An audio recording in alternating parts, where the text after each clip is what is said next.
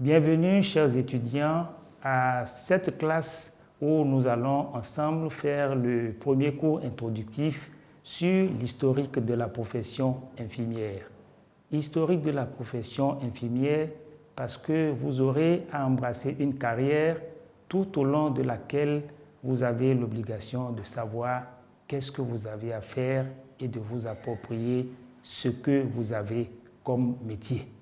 Moi, je m'appelle Expédie Afolabi, je suis infirmier diplômé d'État, master en sciences infirmières et obstétricales, chercheur à l'INMES de l'Université d'Abomey-Calavi. Vous avez l'obligation de vous approprier votre carrière et par conséquent, il y a ce que vous devez savoir du point de vue de la profession infirmière et vous devez aimer votre métier du fait que pendant longtemps, vous avez entendu certainement parler pour dire que l'infirmier est l'esclave du médecin. Ça, c'était la conception ancienne de l'infirmier.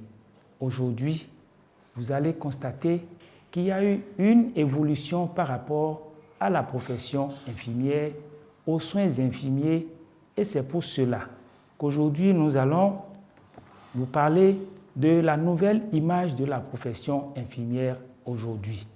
Et dans cette image, nous allons parler des différentes mutations intervenues dans la profession infirmière. Au départ, vous allez constater qu'on dit l'infirmier, c'est le penseur. À Pacloto, l'infirmier, c'est le piqueur, c'est lui qui fait seulement les injections. Aujourd'hui, ce n'est plus le cas.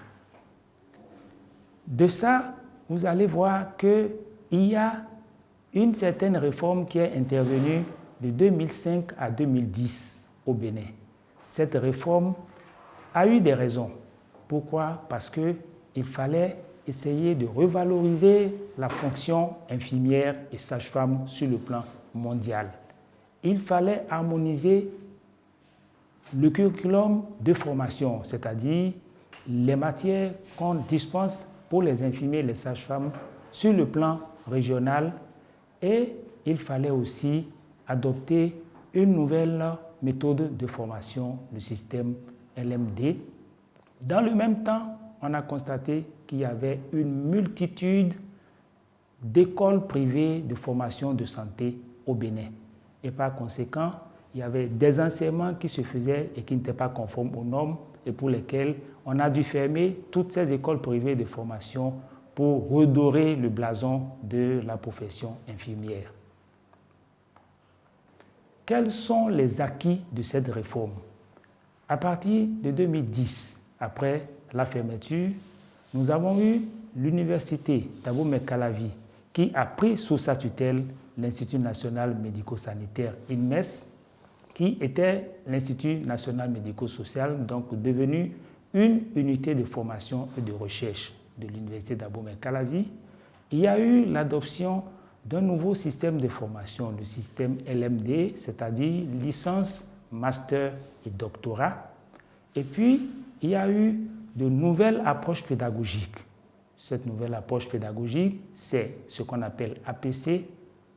Et puis, enfin, de nouveaux outils de référentiel. On a le référentiel métier, le référentiel formation, le référentiel évaluation aussi. Quelles sont les opportunités de nos jours par rapport aux nouvelles donnes?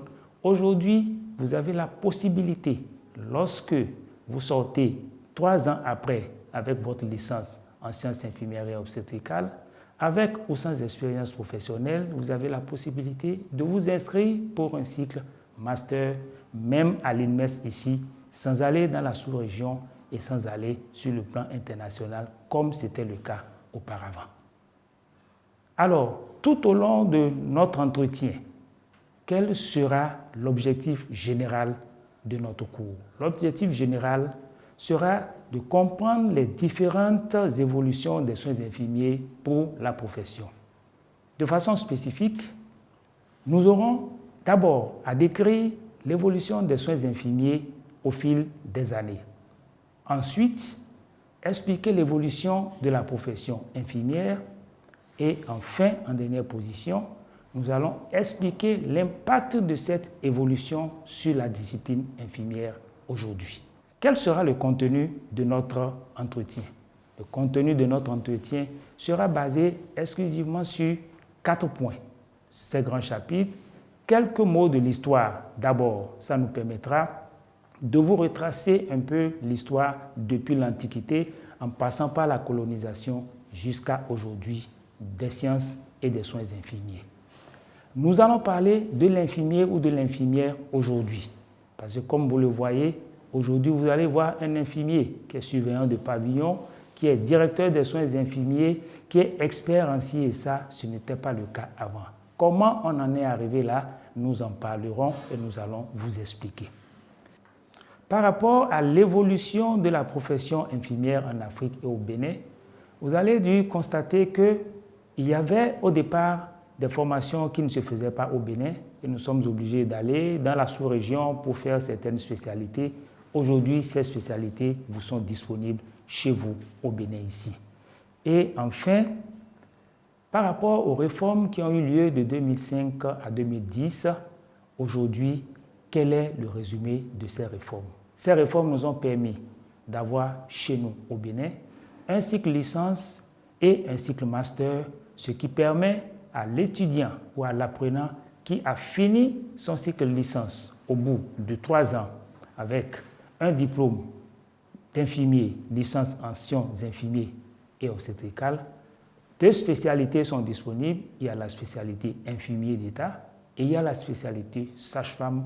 Il a la possibilité d'évoluer et de rentrer dans un cycle master à l'INMES lui-même. Et aujourd'hui, à l'INMES, qui dépend de l'Université d'Abomey-Calavi, vous avez 7 spécialités au cycle master. Master en santé mentale, en anesthésie-réanimation, en gynécologie obstétrique, en puériculture pédiatrie, master en néphrologie-dialyse et en soins palliatifs. Et il y a aussi un master en ophtalmologie. Toujours par rapport au master, il y a la 2e école de formation en soins infirmiers obstétricaux qui est à Parakou, l'IFSIO, qui a 2 spécialités de formation, c'est-à-dire un master en instrumentation et aide chirurgicale et un master en santé de la reproduction. Ça vous permet de choisir où, selon votre spécialité, vous pourrez aller faire votre master.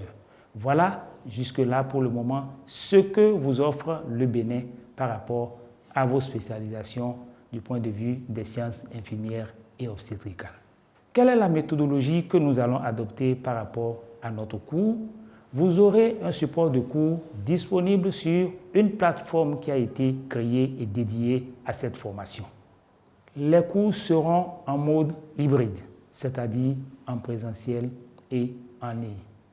Quelles sont les activités que nous aurons à mener avec vous par rapport à ce cours?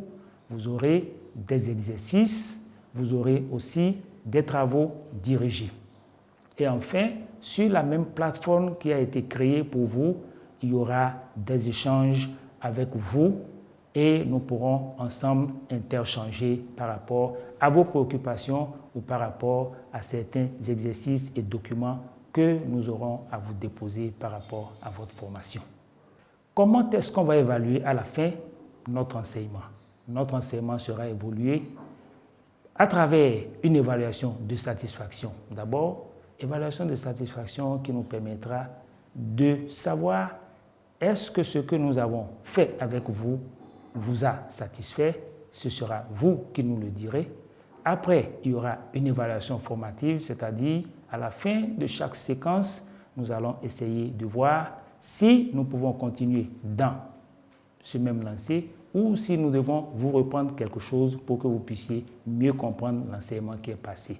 Et enfin, l'évaluation sommative qui sera cotée et permettra de savoir lorsque la personne fait la session normale et a validé, il n'aura plus à reprendre. Au pire des cas, nous allons passer à la session de rattrapage. Alors, des ressources vous seront données ou sont disponibles pour vous permettre de faire quelques recherches en lien avec le cours qu'on vous a dispensé, parce qu'on ne peut pas tout vous donner ici, mais vous aurez aussi à faire certaines recherches. Et par rapport à ça, vous aurez le livre Collière, Marie-Françoise, Soyez le premier art de vie, édition Masson. aux pages que vous avez affichées devant vous et ça vous permettra de savoir un peu quelles sont les origines des soins infirmiers. Maillon René, les infirmières, identité, spécificité et soins infirmiers, ça c'est dans les éditions Masson, Paris, à la page que nous avons donnée également. C'est un document qui vous permettra de faire aussi quelques recherches par rapport à l'identité de l'infirmier, depuis l'origine jusqu'à aujourd'hui, comment l'infirmier peut se donner une certaine valeur, quelle est la plus-value que l'infirmier a aujourd'hui entre avant et aujourd'hui. Il y a aussi la profession d'infirmière en France, édition Expansion scientifique française de 1988. Ça aussi, c'est une documentation.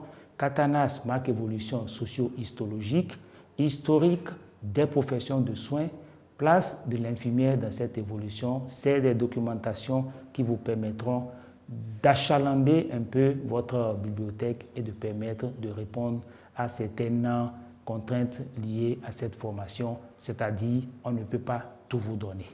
En conclusion, qu'est-ce que nous allons retenir de ce premier entretien avec vous par rapport à notre cours de l'infirmier ou de l'infirmière et des soins infirmiers? Autrefois taxé d'esclave de médecin, aujourd'hui l'infirmier ou l'infirmière est devenu la cheville ouvrière pratiquement des soins infirmiers qui a aujourd'hui la possibilité de faire une évolution depuis la licence en passant par le master et avoir un doctorat. Comme nous avons le cas aujourd'hui, même parmi vos enseignants, il y en a des infirmiers qui ont fait leur PhD et qui vous dispenseront des cours. Aujourd'hui, on a des experts dans tel ou tel domaine et l'infirmier ou l'infirmière cheville ouvrière aujourd'hui dans la promotion de la santé et dans la prévention des soins. Voilà ce que nous pouvons, à ce cours introductif, vous dire. Le reste, nous le dirons par rapport à la prochaine séance qui sera consacrée sur le contenu de votre cours et éventuellement sur les exercices que nous pourrons faire avant de pouvoir démarrer réellement notre cours. Je vous remercie.